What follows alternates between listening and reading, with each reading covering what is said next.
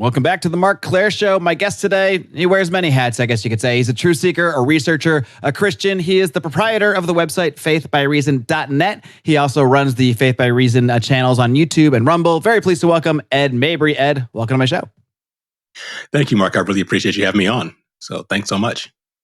Well, sure thing, Ed. And I think, the crux of your work really addresses, I think, a lot of what I've run into in my own sort of religious and spiritual journeys, I guess you could say, is trying to bridge that gap from having a desire to have faith in some way, but also really having that part of the brain that needs the logic and the reasons and to show from point A to point B. And that really is the crux. I'll let you further describe what you were trying to do, but that's what really strikes me about your work. And we'll dive into that more in a bit. But first, I want to get to know you just a little bit better. So maybe you can just delve into your own background, whether that touches on your religious background and just kind of how you got onto the path that you're on now with Faith by Reason. Sure. Yeah. Thanks for that. So you pretty much hit the nail on the head. That's the crux of it. I was raised a Christian. I was raised in the church, grew up in the church, but I've always had a very inquisitive mind. As a child, I was always asking why. I mean, if you ask my parents what my first word was, they would say his first word was why. He was always asking questions.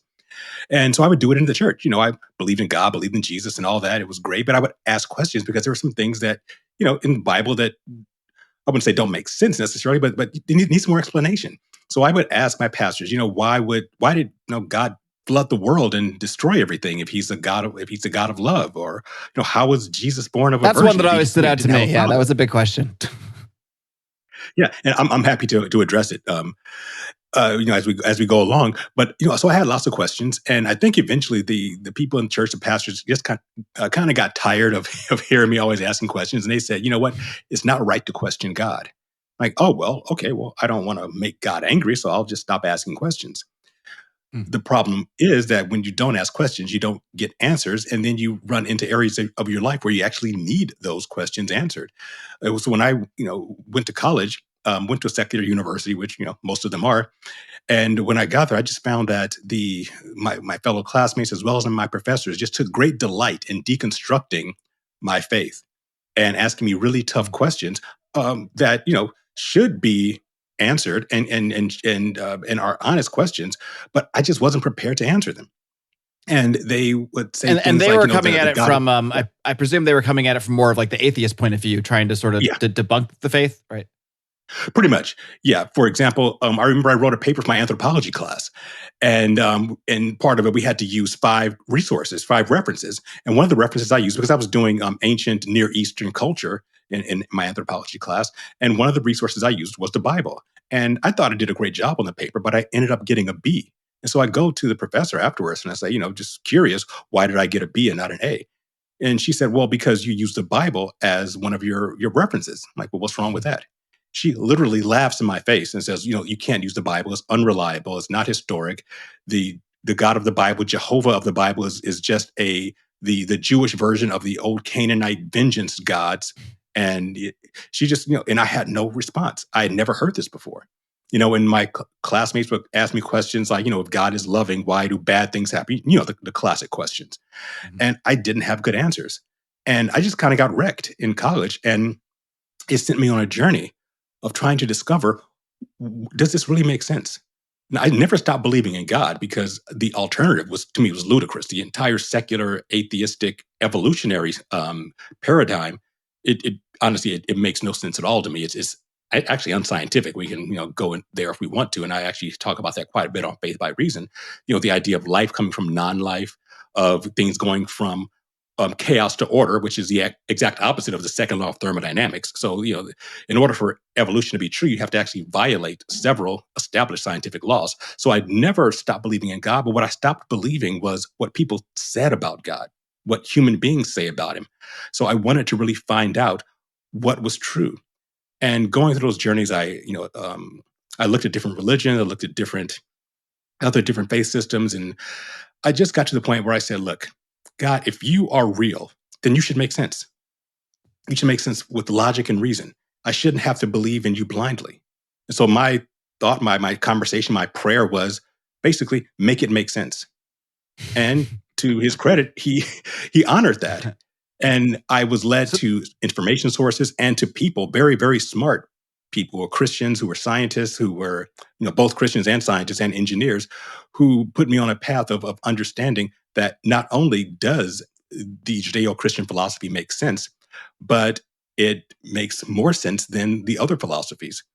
And that brought me back to it. And so the reason I got Faith by Reason going was because I knew I wasn't the only person on this journey. I knew there were other Christians who were like me, educated, systems thinkers, logical thinkers, who just wanted things to make sense and wanted to understand the Bible and understand God and understand Christian philosophy in a way that uses the ideas of logic, reason, systematic analysis, and that's what I do.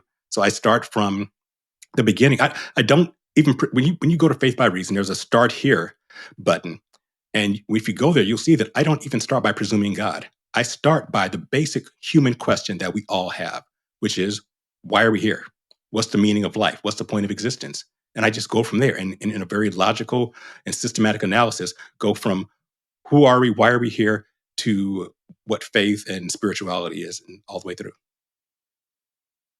All right, there's a number of directions we can go in here, but I find it really interesting that this sort of particular part of your journey, in a way you could say started with an act of faith of sorts, that's very specific prayer to have it all make sense. And so I'm curious, like after you made that sort of very specific call to God, did you start to see like very specific people or signs appear around you that told you like, okay, he's answering my call here?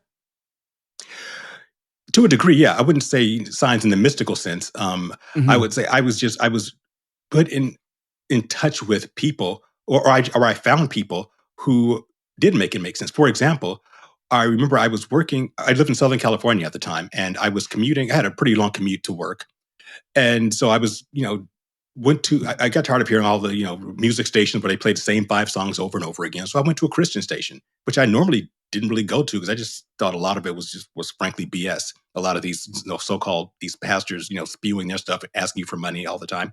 Mhm. But I happened upon a show from a man named Chuck Missler, who he passed away a few years ago, but he was a systems engineer in Silicon Valley, went to the Naval Academy, very, very smart guy. And he was doing a series on the what he called beyond perception, using quantum physics to help us understand how God could have spoken reality into existence. And I was fascinated by it. And when I started studying his work and buying his materials, that led me to another guy named Lambert Dolphin, who did some very similar things, very scientific, systematic thinker. And then that led me to Dr. Marc Eastman, who is a medical doctor, and he did a whole series on evolution and just completely debunking it in a way that just made total logical sense. And those are the kinds of people I ran into. And then um, I said fairly recently, about 10 years ago, I happened to hear another person on radio by the name of John Lenhart, who's become a personal friend of mine, who has a book called Modeling God, where he's a chemist, and he used his technique of modeling to basically not put God into a model, but basically model the aspects of God in a very, very scientific way. And it was brilliant. And I contacted him. He and I have become friends. He's also fantastic in psychology, helping us understand how our minds work and and how they reflect the mind of God. And it's just been amazing stuff. And as I said, my father, who's actually a pastor, when I was talking to him about all the things I've learned, he said, here's the thing: you don't want to be a reservoir. You want to be a river. A reservoir just holds material. You want to be a river, let it run through you, and help, let what you've learned help other people. And so that's been my thing since. I mean, I think there are so many people that do get obsessed with, go down whatever it may be, whether it's a rabbit hole about religion or conspiracy rabbit hole, and they do become that reservoir. They just maybe sit there and just absorb. But what are you doing with it? And depending on what that information is, it could even be harmful for you to sort of become a reservoir of certain information. So I think that way to look at it is a good one, to sort of be that river, let it flow through you. But then how do you direct it from there? So that's how you see your role in this, the information, if it's true, if it's real, if you're finding all these people that are also on the same journey that you were seeking, that are actually trying to make sense of the universe, of the world we have through the context of God, then, you can just be that, one little branch of that river that other people might find. And, if we continue that river analogy, might, dip their toe in someday and, go down their own path.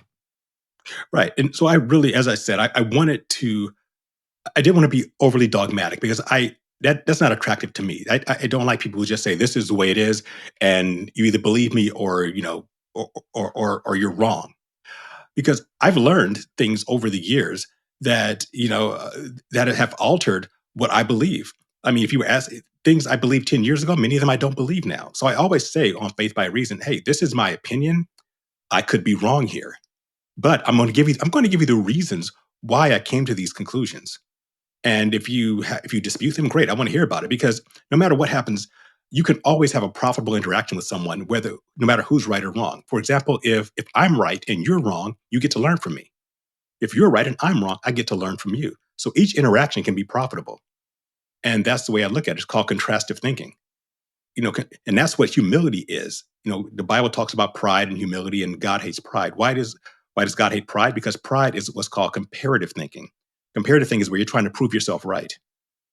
And if you're always trying to prove yourself right, then you're never open to being wrong. But if you're a contrastive thinker, if you're always trying, you're going to take a position, but you say, you know what, I want to see if I can prove my position wrong. And if I can prove myself wrong, then that means great. I have the opportunity now to be more right. So I'm always questioning everything that I believe because that's the only way you can get more right is to try to prove yourself wrong. Let's go back to that professor you had earlier that you mentioned Sure. that wanted to sort of give you, you still got a B at least. I guess she could have failed you or something, but she kind of poo-pooed the fact that you're using the Bible as a source. And I have a lot of people, I think, in my life, many of which are more of what you might call the systems engineer type people who would probably say something similar. They would say, well, these are just, the writings of an ancient people, probably similar to some of what she was saying, like they're just regurgitating some of the older gods they had, and you can't really call that a historical source. So why don't we go back to that? Why would you say that that's not true, that it is something we can look at as a reliable source of information in some way? Maybe people are looking at it in the wrong way. Yeah. So if someone were to say to me, the Bible isn't reliable, well, then my first question would be, okay, by what standards are you using? And they'll give several. I guess I'm answering for them, but some of the objections that I've gotten is, well, the Bible was written by men, so how do we know it's real? Well, here's the thing: you don't hold any other text to that same level of criticism. That's everything you've other read was book, right? Yeah, right. Your high school math book was written by men. Do you not believe in math because it was written by men? Well, then we'll know. But I can prove math. Same thing with the Bible. You can actually use that as any other source of literature. You can look at it and say, does it match reality? That's really what it comes down to. Does it match reality? And we can get into some quantum stuff. But for one thing that I'd like to tell people, because this is something I've been studying very recently, is what is the universe made of? How does the universe come into being? Well, you have, if you want to go with the atheist versus Christian view, the atheistic view is that, there was an explosion of some kind, whether it be the Big Bang, a singularity, some chaotic explosion, and then over time, things became ordered. Okay, well, the Christian point of view, or the Judeo-Christian point of view, the biblical point of view is it started with intelligence, and it was ordered from the start, and now over time, things are becoming more chaotic. Mm-hmm. Which one matches reality? Which one matches actual science? Well, actual science, the second law of thermodynamics, states that things go from order to chaos, not chaos to order. So which one makes more sense? What is the universe made of? How did it come into being? Well, when you get down again to the quantum level, we have protons, neutrons, and electrons. They make up the atom, which is the building block of all of our material existence. The electron it's basically that. It's a packet of electricity. It's energy. The protons and the neutrons, when you get down to what they're made of quarks. Quarks are vibrations. So the fundamental things that make up our universe is energy and vibrations, but ordered vibrations, because our universe is very orderly. From the subatomic level all the way up to the macro level, to stars and planets, things are orderly. So you have an ordered energy and ordered vibrations. What's an ordered vibration? So vibrations are sound. An ordered vibration would be words. Words, songs, music. That's ordered vibrations. Well, again, the Judeo-Christian philosophy says that God spoke the universe into existence. What's speaking? Words, ordered vibrations, and there was energy, there was light. Light and vibrations is what the universe is made of. The Judeo-Christian philosophy says that the universe was made up of energy and ordered vibration in words. The secular point of view says that it was chaos. Which one matches reality? I would dare say that the Judeo-Christian worldview and that creation narrative is far closer to reality than the secular worldview. So I would start with that. And then when you talk about, are the books of the Bible reliable? And you'll hear people say things like, "Oh, well, the Bible's been altered and changed over the years." Okay, let's say it has been. How do you prove it? Well, how do you prove anything is a counterfeit? Let's say, Mark, you say you gave me $100 and I had to pay you back. And I gave you $100 bill, but instead of Benjamin Franklin's picture on it, you have Joe Biden's picture on it. You say, Ed, you just gave me a counterfeit $100 bill. And I say, oh, no, this was a real $100 bill. We go to court. How do you prove that my $100 bill is a counterfeit? Today's episode is sponsored by Fox & Sons Coffee. And let me just tell you, Stephen of Fox & Sons, he is not just an advertiser. He has been a supporter of this show from day one. And frankly, since before day one, because he came over with me from the old Lions and Liberty days. So true fan of the show. He started this company, Fox & Sons, out of his love for coffee and really out of wanting to further bond with his sons and spend time with him, just like he shared time with his father drinking coffee. He also gets to teach his sons about entrepreneurship and business through this endeavor. So I'm so happy to have Stephen and really his whole family, the Fox and the Sons, the whole gang as supporters and sponsors of this show. Not only that, his beans are so high quality, fresh. Look, I just got 2 new bags right here. I got the Mexican and my favorite, the Den Blend Dark. The beans are super high quality, fresh and sourced from small organic farms, fair trade, none of this GMO garbage. They're all small batch roasted. This is high quality stuff. Subscriptions are by far the best way to get your coffee. I have a couple subscriptions going, but that is the way to go. You never run out that way. I never run out. I always have my supply of Fox & Sons. So I want you to head over to foxandsons.com, put in your order today. They ship fast. They ship now through the end of February. Also, by the way, you're going to get free shipping on any order over $37.99. By the way, while you're there, use discount code MCS to get 18% off any order over $25. Stephen Fox is a great man, a great friend, great supporter of the show. I encourage you to check out his coffee over at foxandsons.com. In this example, it's pretty easy. Yeah, you produce a real one and show them that there's no Joe Biden on the real one, and you're good to go, right. Probably. Yeah. Same thing with the Bible. If you want to show me how it was altered, show me the original, and show me how the current version is altered. Well, it actually happens that we do have some original text, or as close to the original as we can get. We have things like the Dead Sea Scrolls, which are dated a couple of centuries BC, and it has fragments of just about every book in the Bible, including a complete portion of the book of Isaiah. And when you compare that to our current book of Isaiah, they were virtually identical. There were some, grammatical things here and there and some punctuation kind of things, but it was almost the same. So that shows that the Old Testament at least has not been altered anywhere to the degree that people claim.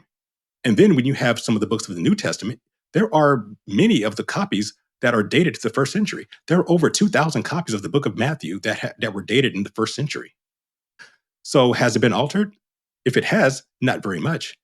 And here's the other thing is that we have so many copies of it, then we have, if there are some differences, and there have been, when you copy something, there are going to be differences, but we have access to so many of those different copies that, scholars do textual criticism, which is a whole methodology, a whole school of thought, where they've done that kind of criticism, textual criticism, and they found that the Bible is pretty darn reliable. It's one of the more reliable of the ancient documents that we have, more reliable than the Gaelic words by Caesar, more reliable than our copies of the Iliad by Homer. Hmm. So all that to say, as I said before, if you want to dispute it, it means you have an agenda. And that doesn't mean you have to believe in it. That's up to you. I mean, your faith is your personal belief. But if you want to dispute the Bible based on it being inaccurate and altered, well, you've got a lot to prove. All right, so why don't we concede that it's, relatively unaltered, or at least not to an extent that it would be worth, diving into a whole rabbit hole about, then what would you say to people that would just say, well, okay, it's legit, it's real, like maybe it wasn't altered that much, but it's still just what some ancient people wrote together to sort of try to do their best to describe their reality because, they didn't really know how things work like we do now. Okay. I would say a couple things. First of all, if you want to say that the Bible is just written by men, and I want to say it was written by someone who, or was at least dictated to, or inspired by someone who was outside of time and space. Well, what's the proof that we have? Because both of us will have to present our proof. And hypothetically, your proof would be, well, these are just a bunch of ancient guys who did this. They draw all this stuff down, and so it was just men. Well, then the proof is on me to show that this is a supernatural book.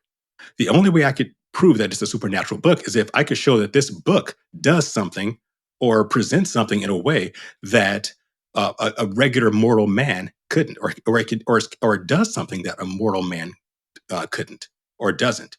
And I believe the Bible does that. The Bible shows that it's transcendent because there are parts of the Bible called prophecy that tell the future before it actually happens.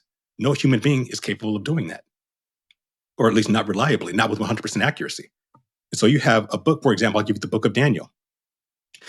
The book of Daniel was written, and again, this is documented and through textual criticism, through aging.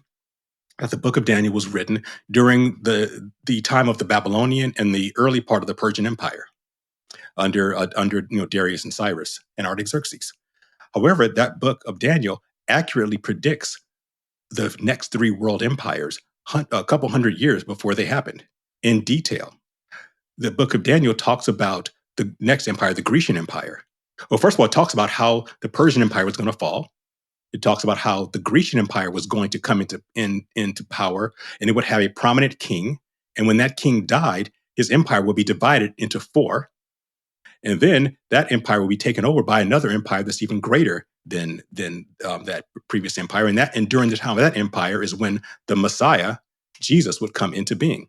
Again, these are prophecies that happened, that were predicted before they happened.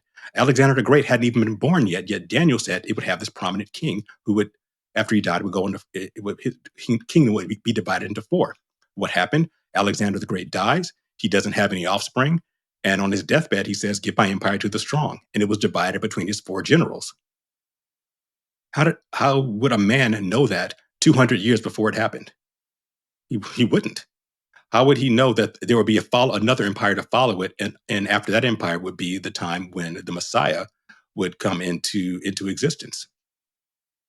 A normal human man wouldn't know that. You can even look at another good one is the book of Isaiah. The book of Isaiah, in the book of Isaiah was written before the Babylonian captivity and the Persian captivity after that. Isaiah predicts that from God that these captivities were going to happen, but he also said that the Jewish people would be released by a leader named Cyrus.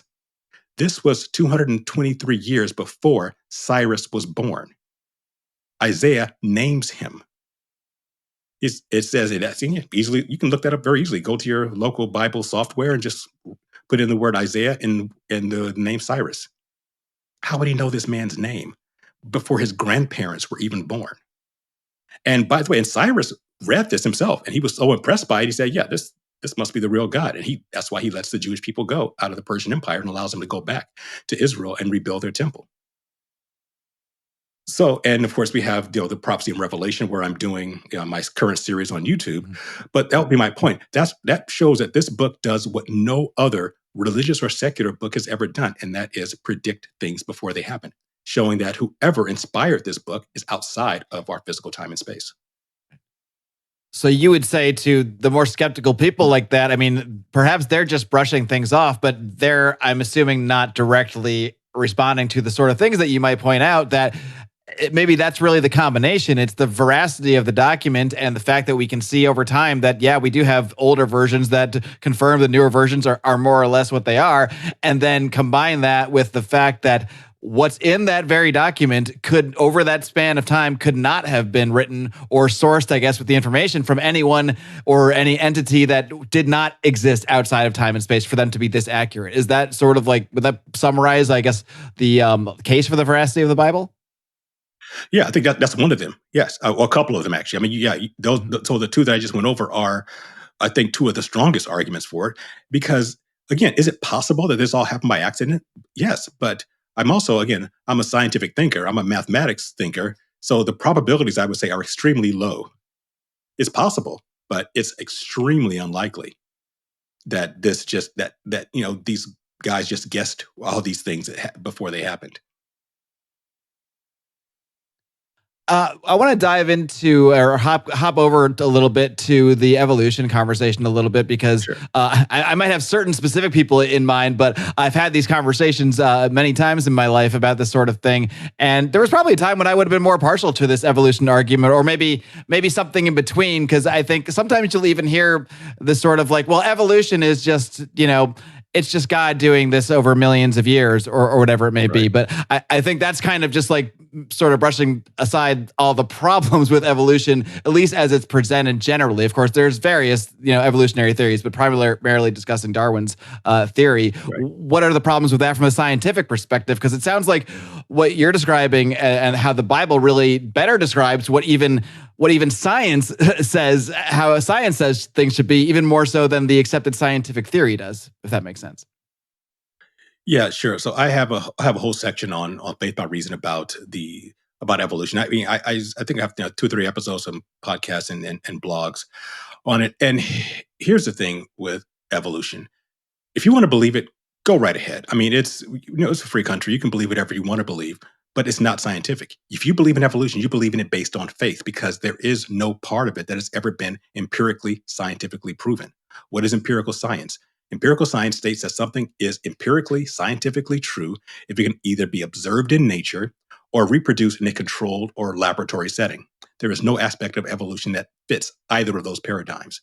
Let's look at some of the fundamentals of evolution, the things that have to be true in order for evolution to be true. You have to get life from non-life. They basically, to be flippant, it rained on rocks for 4 billion years and suddenly a cell sprang into life. Mhm. You have to get life from non-life. Never been observed in nature, never been recreated in a controlled setting. In fact, they tried. In the 1950s, you had the Miller-Urey experiments, where Stanley Miller tried to reproduce what was considered to be the primordial atmosphere of the Earth. It was basically, the Earth was covered in water that they call the primordial soup, and in the atmosphere there were several gases such as methane and carbon dioxide and so forth and so on.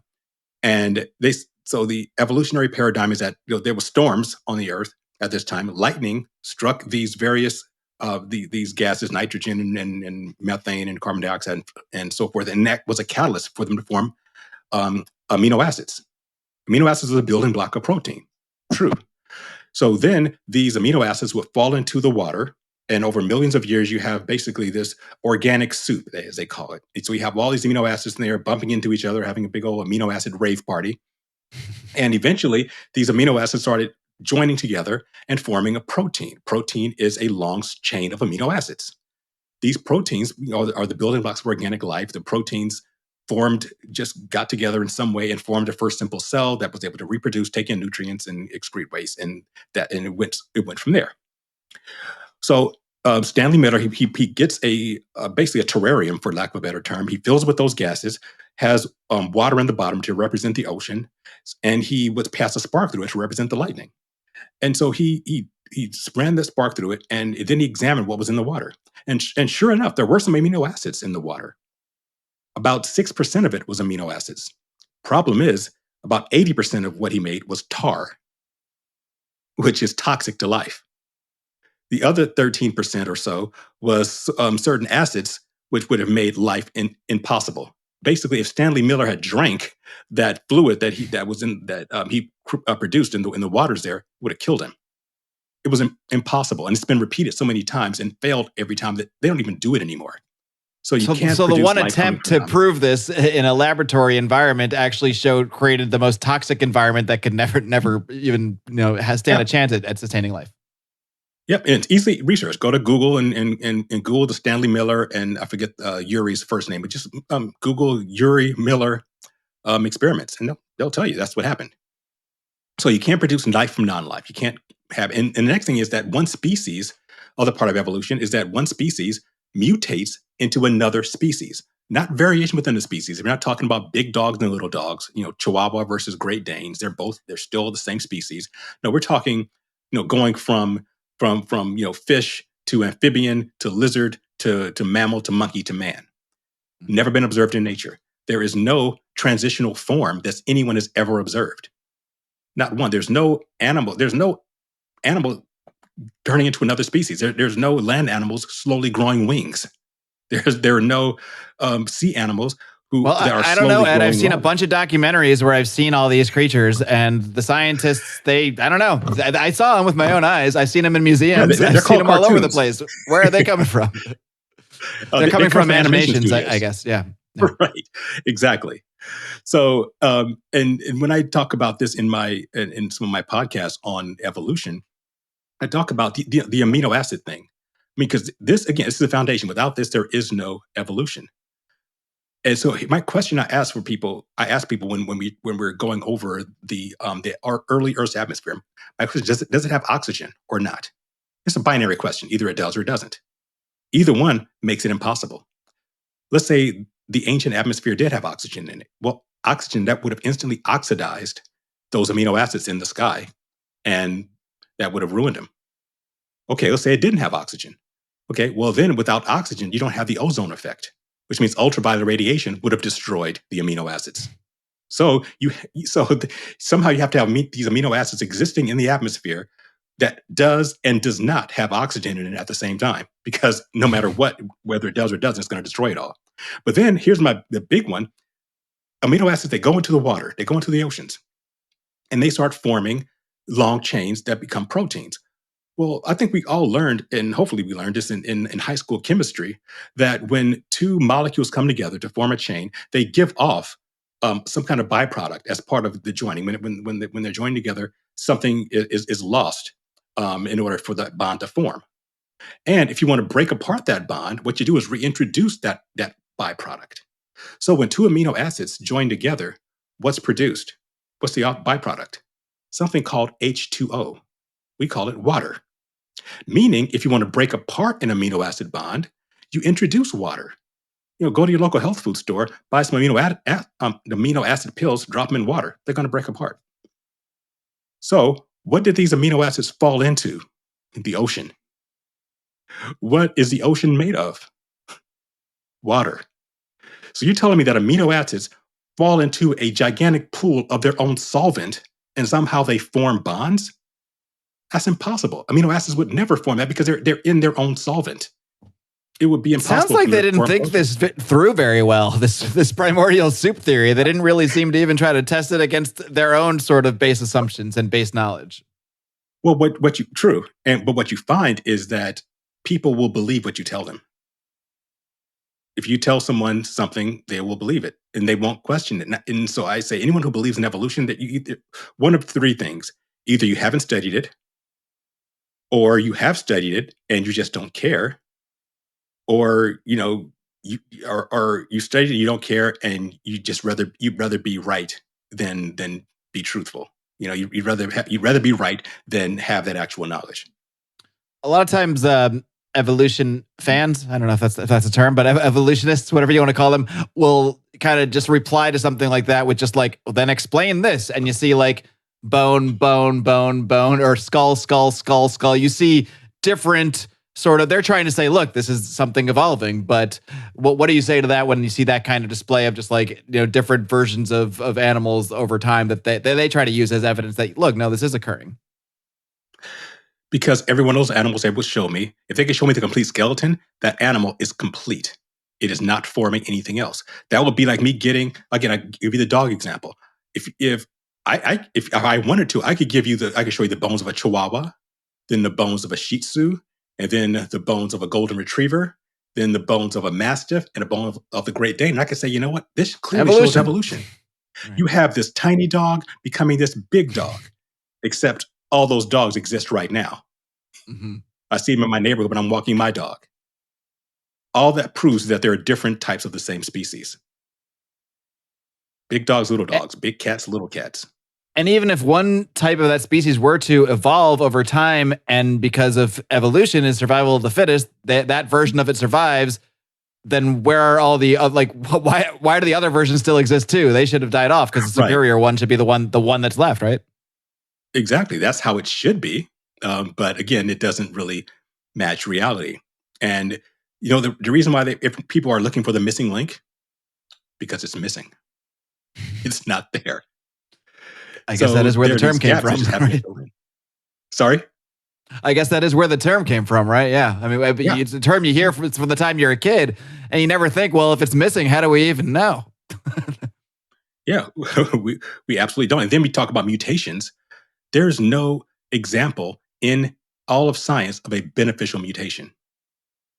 Every mutation that's happened is two things. Number one, it's always been either, at best, it's been neutral. At worst, it's been detrimental. And the other thing is, our DNA is amazing in that it's self-correcting. Our DNA tends to correct a mutation in the next generation, especially if it's harmful.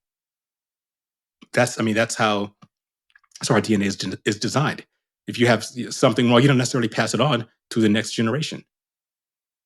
It happens sometimes, but generally, your DNA is trying to self-correct. And with evolution, if you do have a mutation that's wrong, the next generation would absolutely wipe it out so that you stick with the strongest genes. For example, I saw a mutation of a cow that had a fifth leg. Now, that cow with a fifth leg wasn't faster than other cows. Right. That fifth leg was virtually useless, and it actually made it, it made it like very difficult for the animal to get around. If that animal wasn't being taken care of by a farmer, it would be easy prey for any predator out there. So that mutated leg didn't make it better; it made it worse. So no beneficial mutations, and again, and those mutations tend to really get wiped out in the next generation because our DNA tries to correct itself. It tries to keep us whole and complete. I mean, it's like having, evolution says you had to have all these millions, if not billions, of beneficial accidents happening in a row. Now, just look in your normal life. How many times do you have a beneficial accident? Let's say, I'm walking across my living room and I trip and fall. Not often enough. And I trip and fall and I look under my couch and I see $1. That's a beneficial accident because I tripped and I fell and I look under my couch. Oh, there's $1. Okay, how many of those will happen in a row? Not very often. Accidents are usually bad. That's why we call them accidents. Right. So, I mean, when you put it all together, it just doesn't make sense. So what I want to get into is maybe a little bit of more of how you see the Bible's description of the creation of the universe and the creation of mankind fitting accurately, following reason and logic with like that sort of that scientific method that you've sort of criticized the evolutionary, viewpoint with. How does that actually confirm what the Bible is saying, and how is the Bible sort of displaying it to us? Because it's not telling us these things in an academic way. It's obviously using a sort of a different sort of format. Yeah. So good question. Thank you for asking that. So let's be clear about what the purpose of the Bible. Let's stick with the creation narrative in Genesis. Because I've had atheist friends of mine, actually a pretty good friend of mine who was an atheist. We worked together for a while, and he would say, why aren't there dinosaurs in the Bible? Why wasn't the Bible talk about these different animals and all these things? But I said, well, because the Bible is not it's not a biology book. It's not intended. That's not what it was intended for. It wasn't intended to be a comprehensive treatise on everything that was created. If that was a point of Genesis, was to just give us a really hardcore scientific lesson on the creation of the universe, it does a terrible job of it. That's not what it was meant for. To understand the context of Genesis.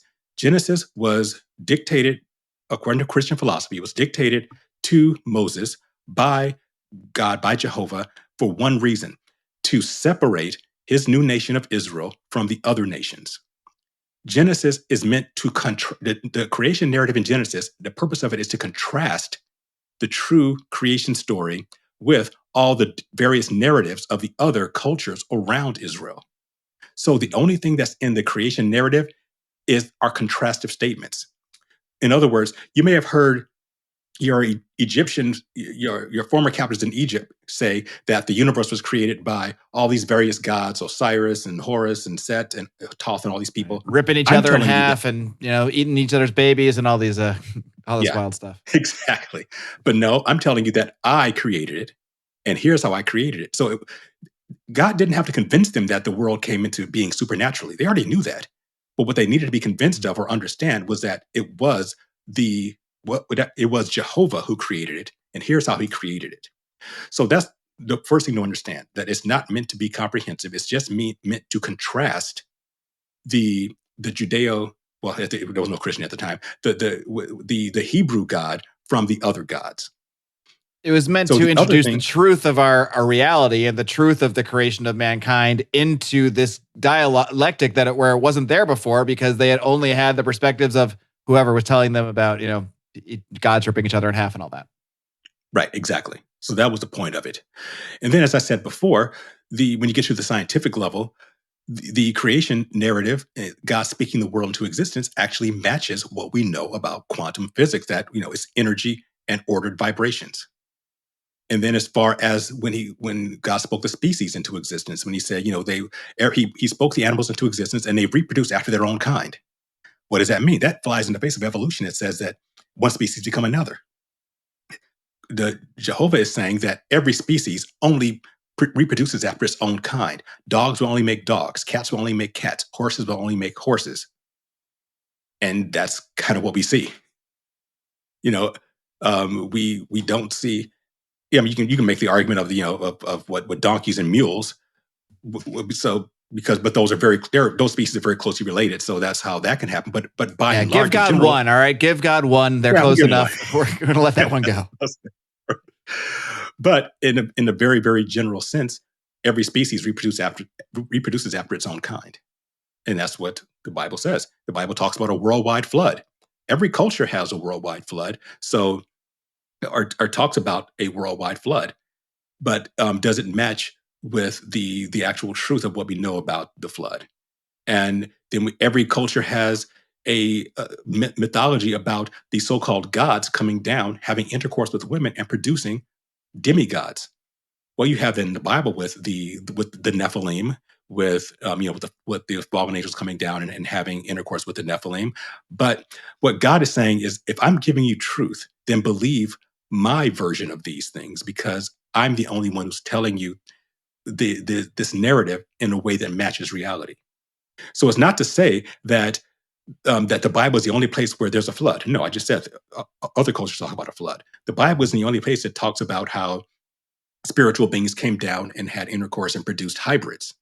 But what God is saying is that, yes, these things happen, but this is the correct version of it. That's the whole purpose of Genesis.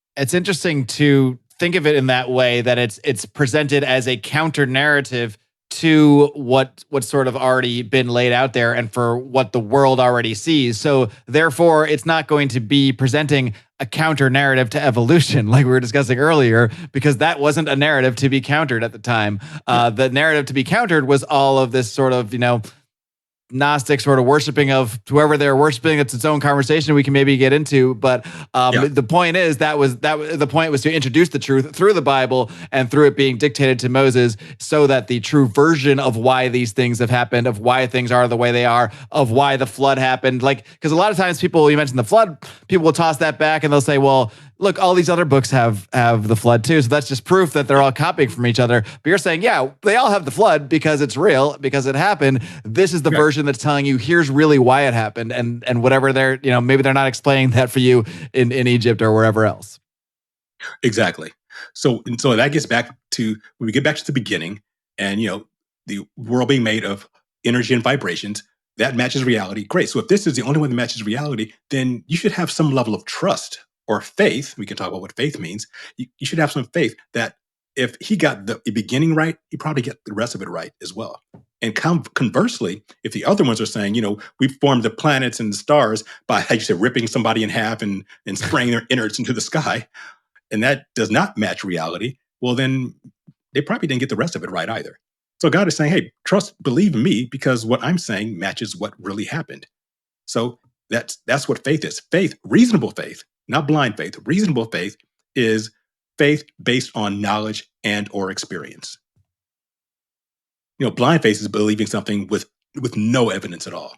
But that's not the faith that the God of the Bible asks of us. He says, whenever he says believe in me or do what I say, there's always a because. Do believe me because I did this. Believe me because of what I told you before that was true. And all of us act on faith, whether you are a quote unquote religious, spiritual person or not. If you're an atheist and you're driving down a two-way highway, you have faith that the person coming towards you is going to stay in their lane. You don't know they are, but you have reasonable faith that, they probably don't want to kill themselves.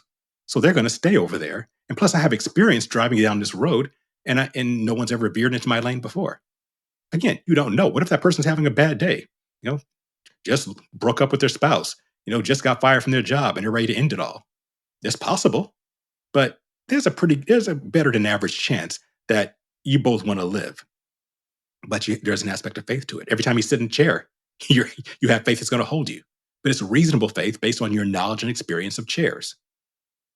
So but again, that's the faith that God asks of us. The God of the Bible asks for us is, believe me based on your knowledge of me and your experience with me, not blindly. And we all exhibit that. I think the way you describe that term reasonable faith really does sort of bridge a little bit of a gap for me, because it's not really saying just have the faith, because I think so many of the times when I was growing up trying to understand religion better, I would just run into the faith wall or be like, well, you have to have, at some point you have to have faith. It's like, and I'd be like, well, I don't work that way. So sorry, now we're stuck. And that's where we are. So you are trying to really show that this concept of faith, of reasonable faith, it's not just blind faith. It's not faith. It's faith. And then seeing that the faith does actually match reality. Now, that doesn't mean that 1,000,000,000% maybe, because just like you don't know the guy's not gonna, that's just driving towards you is not gonna hop over and just drive right into you. It could happen, but you have reasonable faith it won't, because reality generally does match that he's not going to. Exactly. I mean, we couldn't live without some matter of faith because we don't know everything. I don't think I have to argue that point. We don't know everything. So anytime we do any new venture, or even common ventures, we are doing it with the idea that things are going to work out. But again, it's based on our knowledge and experience. When I turn on my oven to cook something tonight, I don't know that there might be a gas leak somewhere and it's going to go poof and like explode everywhere. But I have the experience of that not happening in the hundreds of times I've turned on my oven. And I have knowledge that there are safety measures in place in the modern oven to keep that from happening. So I have a reasonable faith that when I turn on my oven, everything's going to work out fine. And in 99.9% of the time it does. And that's enough faith that's enough faith for us to live on. Sure. Especially when, as far as you know, you have like tons of friends and family who also have ovens, who also turn them on, and their houses aren't burned down. It's like, okay, maybe you haven't checked the innards of and the mechanics of every oven to know this, but you can generally look around and say this matches with reality. And I think that's sort of maybe the crux of the Bible. It's not that the Bible, the way you describe it, is an owner's manual on reality, A to Z, but it does match reality when you really look at it and you try to line it up with does this reasonably match what I'm actually seeing in the world? And I think that's a lot of what interested me more in the Bible and that sort of thing, because in the last 2 or 3 years or so, I saw a lot of things that just became more apparently evil, and I saw displays of evil in the world. So I started to say to myself, well, okay, if I'm really seeing the evil to be true, actually, there's there's this book and some people that have been following it that have been describing that evil for a long time. And actually, that's the only explanation that kind of makes sense. So in a way, I kind of have back-ended my way into some faith just by seeing that end of it and just saying, well, maybe there's actually people that have been saying this for a while, and a lot of this isn't really a mystery. A lot of our modern woes aren't so much of a mystery when we look at a source like this, even though it's not an owner's manual per se. Right. I mean, and you're displaying reasonable faith by doing that. Does that mean you have to believe every single thing in the Bible? No, test it. And you should test it. you should not believe it blindly. If there's a part of the Bible that you don't understand, and there's still parts I don't understand. I don't want to. I know I come across as a know-it-all, but I don't know everything. There are parts of the Bible that confuse me that I don't fully get. But what I found over time, I get it more and more. And my faith is what I don't understand is not the Bible's fault. It's mine. I need to continue to grow. So if there are gaps there, my prayer is always show me what that means. Give me more knowledge. Help me understand those gaps. Because again, if I understand 60% of it, and 60% of it makes sense, then I can have faith, reasonable faith, that the other 40% makes sense too. It's just my job to work with it and find out how that other 40% does make sense. I want to go back to yeah. sorry, go ahead. No, go ahead. No, I'm done. Go ahead. Okay. Yeah. No. I just one story that came to mind. That you mentioned earlier, and this is just one that often comes up, though. But it's one of these things, like when we talk about the flood, or so as we mentioned earlier. So a lot of people will read the Bible or see that part of the Bible or hear about it and say, "Well, how could a loving God?" And I'm curious your answer, because I actually just had a whole conversation about this topic with L.A. Marzulli the other week. So, but I'm curious the way you perceive it. Like that people say, "How could a loving God just come in here and just mass murder people essentially?" And this is one that always confounded me as a child growing. I went to Hebrew school. I was raised Jewish, so I only got the Old Testament stuff. But that was what I was like, I don't know, man. I don't know if this he seems like he's got a bit of a temper, man. Like maybe he's not. Yeah. And I do wonder if some of those stories are presented minus the proper context, because they don't want you to have the proper context for whatever reason. Yeah. So I'll give you a quick answer, and then I'll break it down some. Why would a loving God commit genocide to a bunch of people, through a bunch of human beings? The answer is he didn't. The flood did not kill. And this is a little bit of conjecture, but I think there's strong biblical precedent, and I'll explain what I mean by that. No human beings died in the flood. The flood only killed the Nephilim. Here's why I'm saying that. That is not the way they teach us that at all. Mark, it's not what I was taught either. This was, I for most of my life, I was taught that, it was because there were bad people and God wanted to kill all the bad people. Mm-hmm. And then, of course, my response is, then there should be a flood like every 50 years. If the flood is just based on us screwing up as human beings. My house should be flooded for what I did in my 20s. I mean, geez. Hey, I need to live on a boat. That's the only way I would get through it, because I screw up all the time too. In Genesis chapter 6, it talks about the Nephilim, that the sons of God, the Benai Elohim. Sorry for me butchering the Hebrew. These were what we call angels, or more accurately, the Elohim, because angel, or angelos, is Greek, means messenger. It's a job title. Elohim is what is the term. It's translated God, G-O-D, but it just basically means you are someone who you inhabit the spiritual realm. There are basically two intelligent life forms. There's the spiritual beings and there's humanity. If you dwell in the spiritual realm, you are an Elohim. God, Jehovah, is an Elohim, but he's obviously the highest ranking Elohim, but he's Elohim because he dwells in the spiritual realm. If you dwell in the material realm, you are called man. So those are the two, Elohim, man. So I want to make sure that's clear, because some people will accuse me of believing in multiple gods. No, I believe in the Elohim, and I believe that there are men. And so it's like me saying I'm an American, but that's not my name. That's just where I dwell. And the president of the United States, also an American, just has a different level of authority. So the Elohim came down. They decided, for their reasons, which is a whole huge thing, but their reasoning. But they decided they wanted to mate with women and produce hybrids. They basically wanted to. Which actually was the one thing, as we talked about earlier, that all the species aren't supposed to do. They're supposed to just be with each other's species, and they're throwing that thing out of the window. They're like, no, forget that. We're gonna do something a little different. They wanted their own version of humanity. They wanted a better version. God made Adam and Eve, spiritual, material hybrids, where we have flesh and we have a soul. They wanted their own version of flesh with a soul, and these were the Nephilim.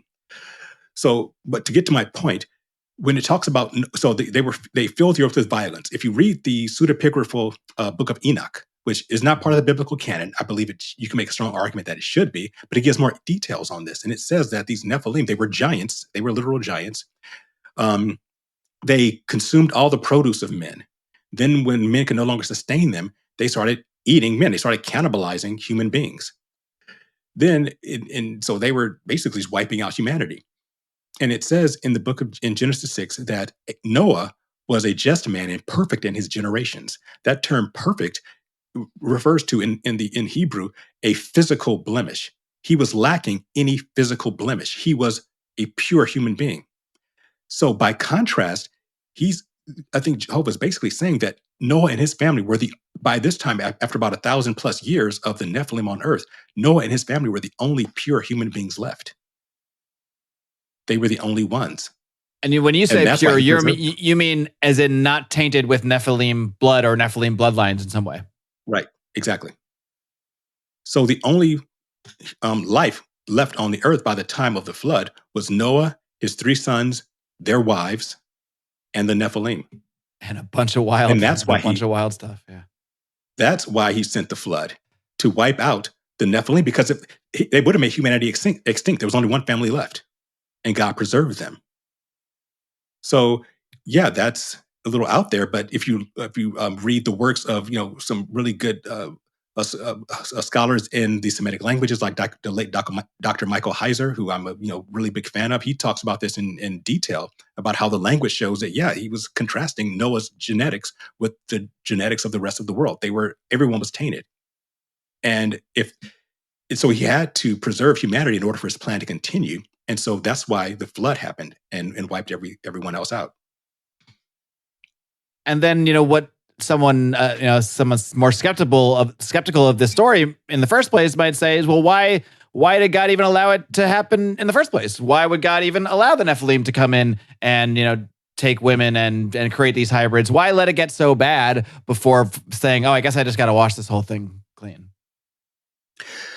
Because God gave us free will.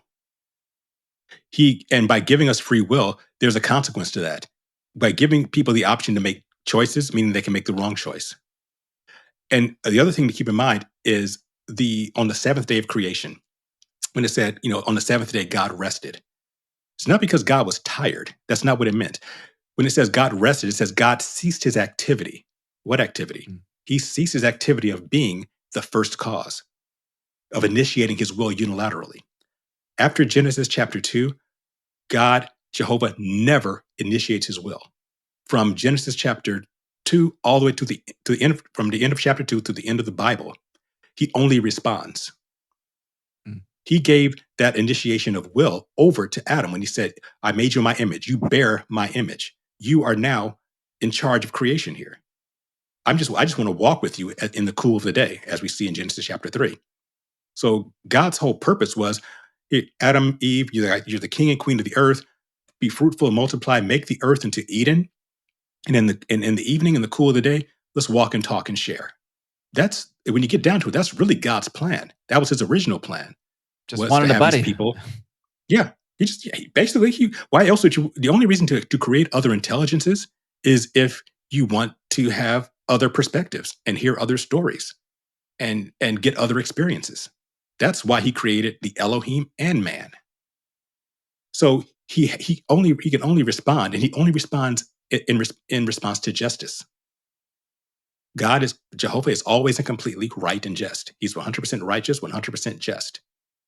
So it would be unjust for God to initiate his will against us without our consent. It would be unrighteous for him to initiate his will on us until we've made a hard choice. For example, I'll hear someone say, well, why doesn't God, here's the classic one, why doesn't God stop evil? Why doesn't God stop a murderer? Let's play this out. Let's say Marc, I decided, you know what? I can't stand Marc Claire. I'm going to murder him. Mm-hmm. When is it just for God to stop me? Can he stop me when I decide I want to kill you? No. Why? Because I can change my mind. What if I go to the store and buy a gun? Can he stop me then? Nope. I can still change my mind. What if I get that gun, I go to your front door, knock on your door, and point the gun right in your face? Can he stop me then? I can still change my mind. Okay, what about when I fire the bullet? Why doesn't God just slap the bullet out of the air? Well, if we all knew that God slaps bullets out of the air, is it really a choice? I'm like, I'll just shoot at Marc. I'm not going to hit him anyway. God always takes care of this. It's fine. Yeah, so God cannot stop us from doing. What he can do is respond in justice. And people, and if you have a problem with that, then you have a problem with our entire justice system, because our entire justice system is based on the same thing. You punish a crime after the crime is done. You know, Mm. aside from that, what was that movie with Tom Cruise back in the day, Minority Report, where they had this thing called pre-crime, where they have these Yeah. psychics who would The who would tell them precogs. what was going to happen. Yeah, Right. precogs, right? But that's a fantasy. In reality, it is unjust to punish someone for a crime before they commit the crime, and God's the same way. So there will be justice. So we wonder, why do people get away with things? They're not getting away with it. They will be judged either in this lifetime or the next. But if God stopped you before you committed an injustice, then God would be unjust by doing that. You can't punish someone for doing something until they do it. And so I guess the idea is that the creation of man was the act, and then it's kind of like hands off. It's like, because otherwise, if I'm just going to constantly change what they're doing because I don't like it, well, then I'm not really creating that buddy, or so to speak. I'm not actually creating somebody new to learn from, because I'm just creating carbon copies of exactly what I think should be done and what I think, how I think the world should play out. But really, for man to struggle and man to overcome things, man has to make all these mistakes, and man has to kind of F things up, I guess. And learn from them, and hopefully grow from them. Yeah. Mm-hmm. Yeah, so that's the whole thing, and that's why they have, when you get to the end of the book of Revelation, they have something called right before eternity, you have the Great White Throne Judgment, where everyone who has not taken advantage of the provision that God made for the rectification of sin, and thus we get into Jesus and the sacrifice on the cross. Anyone who chose not to do that, well, then you have to pay for your own sins. You have to. So that's why, no matter how good you think you are, you can't be in God's presence by just being quote unquote good. You have to be perfect. God cannot have imperfection. He cannot have darkness in his presence at all. So there are three ways to be in God's presence. One, you could live a completely sinless life. You can just make every right choice from the moment you're born to the moment you die, never do anything wrong. Then, hey, there you go. Which is quite literally impossible for humans. Quite literally impossible. Yeah. Number two is, you can do the best you can and say, you know what, I'm just going to, I think I'll do it on my own. I'll be good enough. Well, good enough isn't perfect. Or you can take the provision that God provided by sending his son to live the perfect life that none of us could, and then to die unjustly so that we could get that provision. Basically, here's the thing. The only person who never deserved to die, if the wages of sin is death, which is one of the verses in the Bible, then the only person who never deserved to die would be someone who never sinned. Jesus never sinned. And the reason he never sinned was because he was God. How was he God? Was it because, he was, born of God and of Mary? No, that would make him half and half. No, the reason he was God, because he had the nature of God. The nature of God was to be always and completely right and just. And Jesus said specifically, he only did what Jehovah told him. That's what he said, blatantly. I only do what God tells me. So I'll hear people say, well, could Jesus have sinned? Well, theoretically, he could. Jesus had 2 arms and 2 legs, so he could have walked up to someone and just punched him out. He had that capability of doing that. But because he gave his will completely over to God, he couldn't sin because he didn't do anything on his own. I look at it like a video game. When you're playing whatever video game you play, Mario Brothers, Halo, that avatar only does what you tell it to do. Now, it's capable of doing anything in that environment, but you're in control of it. So it's not going to do anything you don't tell it to do. So Jesus was God's avatar. So he only did what God told him to do. And that's why he lived a perfect life. So he should have lived forever. So by justice, he should have eternal life, infinite life. But he was killed unjustly. So if you were killed unjustly, the only just thing to do would be to give you back life. How much life? Infinite life, because he should have lived infinitely. So if you were given back infinite life, you can share that life infinitely with anyone else. And that's how Christians, people who believe in the gift that Jesus gave us, that's how we can have sharing that life, because he had infinite life to give us. So that's me being my systems thinker and making it make sense. That's how I don't think I've ever one man's death could pay for all of our sins. Yeah, I don't think I've ever heard it explained in quite that way. That there was kind of a click there with me. Like I never really heard it in that sense of like, because I've always heard over and over, like, yeah, Jesus died for the sins, so now we can like, okay, but I still never got like, but How why? does that make Like, sense? Yeah. why did that do that? Why couldn't he have just not Yeah. done that? And that is a really interesting way to look at it. That if it's a recompensation of justice in a sense, and the reward or the compensation is infinite life, that's the offer. Then that he can share that because it's infinite. So if it's infinite for him, it could be infinite for us. Right. And Wow. so the other ones you can accept that, which I've done, and hopefully as many people as possible do as well. But if you don't, then when you stand before him at final judgment, whose fault is it? All you can say is, I did my best. You said, great. But again, the eternal judgment won't be the same for everyone. you know, a nice little old lady who just decided, you know what, I just don't believe it. I'm going to live a nice life. I'm going to be a good person. But I just don't believe in God. She's not going to have the same level of punishment as a Hitler or a Jeffrey Dahmer or a Jeffrey I would Epstein. hope not. Yeah. No, they're not. I mean, that's why people say, well, why would a nice person who's an atheist go to the same hell Or or as the random tribe in the jungle sort of example, like that's never heard about Jesus or never heard of any of this stuff. And I have an answer for that too. I think I talked about this. I think it was on the Sam Tripoli show. I was on there a few months ago. Mm. Here's the thing about that, because that bothered me for a while, a long time too. What if they've never heard of them, of God? The truth is, everyone's heard of God. Maybe you haven't read the Bible, but understand that God knows your heart. And there are 5 things that everyone knows, no matter whether you read the Bible or not. One thing you know is that there is good and evil in the world. Everyone knows that. Everyone also knows that they're not completely good. Everyone knows that they do bad things. Everyone also knows that whatever transcendent good there is outside of them. They know that all these so-called tribes in the jungle, they aren't atheists. They know that there is a greater power out there, and that power is good. And they know that they are not that good. They know that. So if that person, that tribesman in wherever, says, I'm not good on my own, and they appeal to whatever that source of good is that they know exists and says, I can't be good on my own, help me, they've just prayed what we call the sinner's prayer. They've just said, I'm a sinner, I'm not good, I need you to make me good, please do it. And I believe that God will honor that. And what's my biblical basis for that?